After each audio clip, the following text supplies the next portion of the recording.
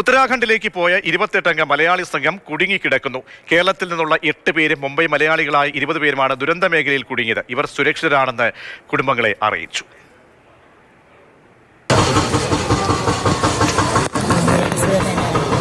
ഹരിദ്വാറിൽ നിന്ന് ഗംഗോത്രിയിലേക്കുള്ള യാത്രക്കിടെയാണ് മലയാളി സംഘം കുടുങ്ങിയത്. കേരളത്തിൽ നിന്നുള്ള 8 പേരും മുംബൈ മലയാളികളായ 20 പേരുമാണ് സംഘത്തിലുണ്ടായിരുന്നത്. ഇന്നലെ രാവിലെ 8:30-ക്ക് ശേഷം ഇവരെക്കുറിച്ച് വിവരം ലഭിച്ചിരുന്നില്ല.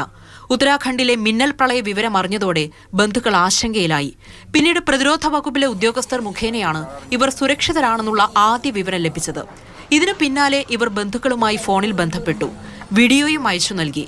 തൃപ്പൂണിത്തുറ സ്വദേശി നാരായണൻ നായർ, ശ്രീദേവി എന്നിവരും ഇവരുടെ ബന്ധുക്കളായ അമ്പലപ്പുഴ, തിരുവനന്തപുരം സ്വദേശികളുമാണ് കേരളത്തിൽ നിന്നുള്ളവർ. ലേറ്റസ്റ്റ് ആയിട്ട് അറിയാൻ കഴിഞ്ഞത്, ഡിഫൻസ് വഴി അറിയാൻ കഴിഞ്ഞിരിക്കുന്നത് അവർ സേഫാണ്. പക്ഷേ ബസ്സിൽ കുടുങ്ങി കിടക്കുകയാണ്. ആ ഏരിയയിലേക്ക് ആർക്കും പോകാനൊന്നും പറ്റത്തില്ല.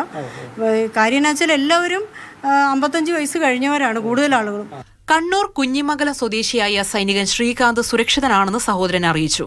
ഗതാഗത സംവിധാനം പൂർവ്വസ്ഥിതിയിലാകുന്നതോടെ നാട്ടിലേക്ക് മടങ്ങാനാകുമെന്ന പ്രതീക്ഷയിലാണ് ഇവർ. News desk, Mathrubhumi news.